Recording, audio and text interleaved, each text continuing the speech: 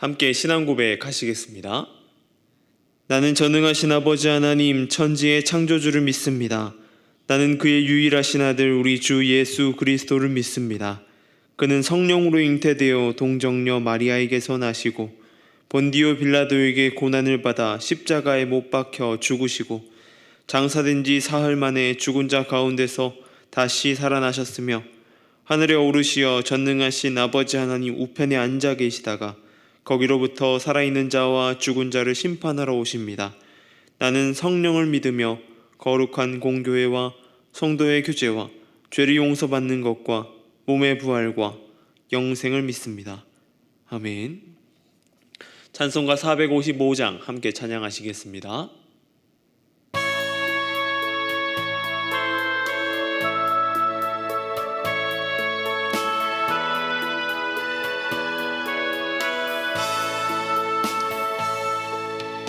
주님의 마음을 본받는 자, 그 맘에 평강이 찾아오면 연약한 세상을 이기리니 하늘로부터 임함이로다.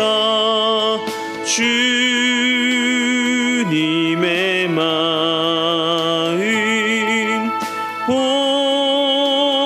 본받아 살면서 그 거룩하심 나도 이루리.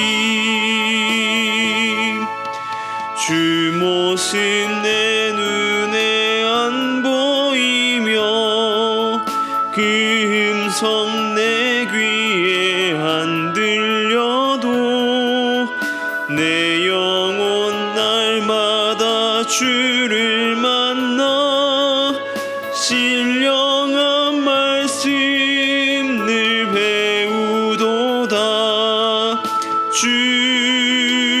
주님의 마음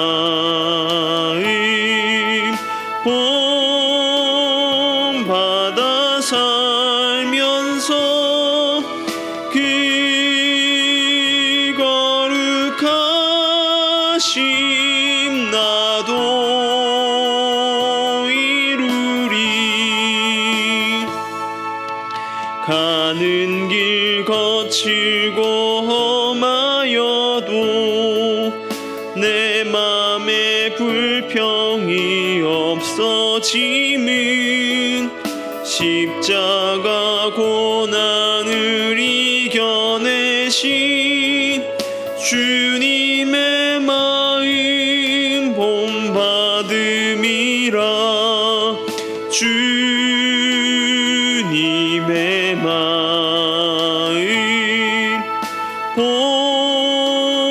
본받아 살면서 그 거룩하심 나도 이루리. 주 예수 세상에 다시 오시 그날엔 무성도 변화하여 주님의 빛나는 그 형상을 다 함께 보며 주 찬양하리. 주님의 마음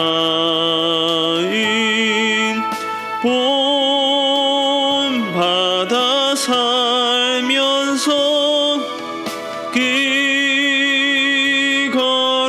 거룩하심 나도 이루리.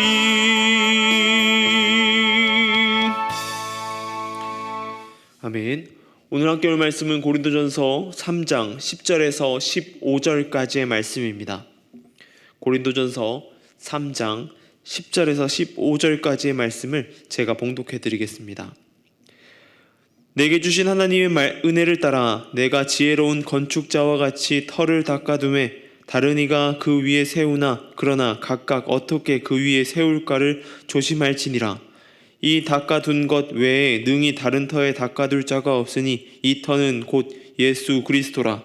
만일 누구든지 금이나 은이나 보석이나 나무나 풀이나 짚으로 이 터 위에 세우면 각 사람의 공적이 나타날 터인데 그 날이 공적이 밝히리니 이는 불로 나타내고 그 불이 각 사람의 공적이 어떠한 것을 시험할 것임이라.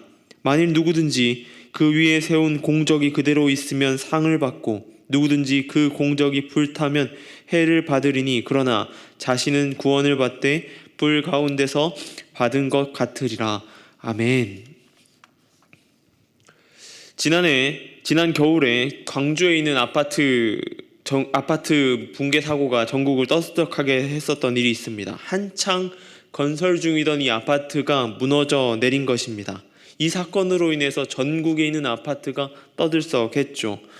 6개월 전에 철거 현장에서 그 철거 현장 벽면이 무너져 내리면서 많은 인명사고를 낸 터이라 더 그러했습니다. 또 이런 일이 발생하면서 전국이 그것 때문에 경악을 품지 못하고 분노했던 사건입니다.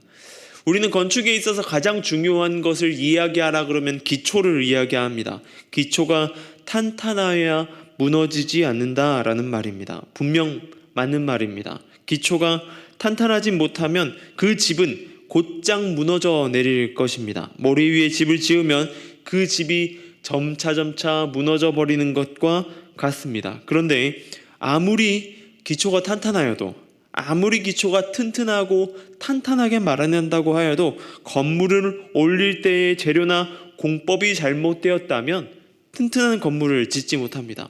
그렇게 광주의 아파트는 여러 가지 문제들로 인하여서 무너져 내렸던 것입니다. 우리는 교회 일을 두고 이 건축에 비유할 때가 많이 있습니다. 그리고 그 가장 집중하는 것이 무엇이냐면 건축에서도 바로 기초라는 부분에 가장 집중합니다. 그런데 오늘 본문은 우리에게 가장 튼튼한 기초가 있다라고 이야기하고 있습니다. 11절의 말씀입니다. 이 닦아둔 것 외에 능히 다른 터를 닦아둘 자가 없으니 이 터는 곧 예수 그리스도라. 우리들이 아무리 터를 잘 만들고 가꾼다고 하여도 예수 그리스도만한 터가 없는 것입니다. 우리는 가장 먼저 터를 잘 잡고 그 위에 세워가야 될 것입니다. 그래야 높고 튼튼한 건물을 만들 수 있기 때문입니다. 그것은 변함없는 진리인 것이죠. 우리는 그러기에 예수 그리스도라는 기초 위에 서는 것이 우선되어야 합니다. 우리는 예수 그리스도라는 든든한 터 위에 서기 위해서 해야 될 것이 무엇이냐면 우리 안에 바른 신앙의 고백이 필요한 것입니다.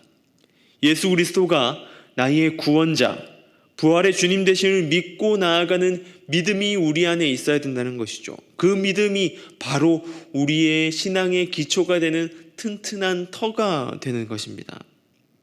우리는 그 예수 그리스도라는 터 위에 하나님의 교회를 세워나가야 됩니다. 12절에는 다양한 재료들이 나옵니다. 금, 은, 보석, 나무, 풀, 집, 다양한 재료들이 있습니다. 우리는 아기돼지 삼형제라는 동화 속에서 집 짓는 재료의 중요성이라는 것을 엿볼 수 있게 됩니다. 이 아기돼지 삼형제는 독립하여서 이제 집을 짓게 되었죠. 첫째가 짚으로 집을 짓기 시작하였습니다. 짚이라는 재료를 가지고 아주 빠른 시간 내에 집을 지었습니다. 그리고 빠른 시간에 집을 지었기 때문에 금방 입주하여서 집에서 쉴 수 있게 되었던 것이죠.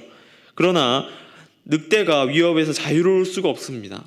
바로 늑대가 입김으로 후 불자 집이 다 날아가 버린 것입니다. 그러자 첫째는 급하게 이 둘째 돼지 집으로 피신을 가게 되었습니다. 둘째는 이 첫째보다 조금 더 튼튼한 재료로 집을 짓기 시작하였습니다. 나무로 집을 지었던 것이죠. 집보다는 느렸지만 대체적으로 빠른 시간 내에 건물을 올릴 수 있었습니다. 그러나 늑대의 몸통 박치기 한 방에 집이 다 무너져 버린 것입니다. 그리고 두 형제는 이제 남은 이 막내의 집으로 피신을 갑니다. 막내는 오랜 시간 걸쳐서 집을 짓기 시작하였습니다. 벽돌을 하나하나 올려가면서 튼튼하게 집을 지었습니다. 오래 걸렸지만 많이 튼튼했기에 아무리 늑대가 위협한다고 해도 위협이 되지 않았습니다. 그 튼튼한 집에 늑대가 박치기를 하여도 늑대만 아프지 집은 튼튼하게 아무런 문제가 없었던 것입니다. 우리는 하나님의 교회를 튼튼한 재료로 세워가야 될 것입니다. 금과 은과 같은 재료, 튼튼한 재료를 가지고 세워가야 되는 것이죠. 이것은 금액의 문제나 돈의 문제를 이야기하는 것이 아닙니다.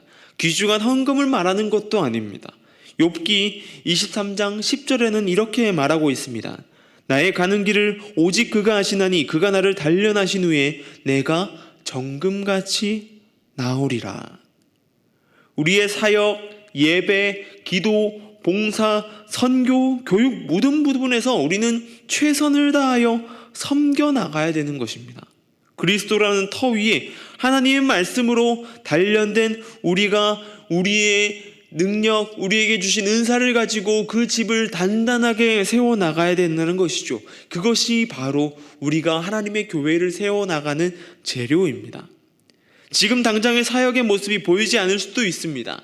낮은 자리에서 섬기는 그 모습을 보이지 않을 것입니다. 그러나 우리가 하나님 앞에 서는 그날, 하나님께 나아가는 그날에 우리는 우리 각자의 예배, 섬김, 기도의 모습이 어떠할지 하나님께서는 다 알고 계신다라고 하는 것이죠.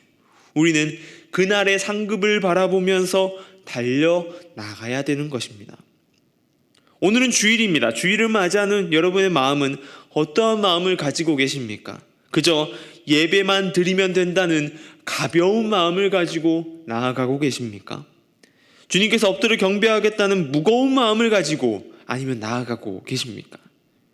우리는 오늘 예배에 영적으로 그 또한 진실한 마음을 가지고 예배해야 할 것입니다. 그 예배의 마음은 하나님께서 알고 계십니다.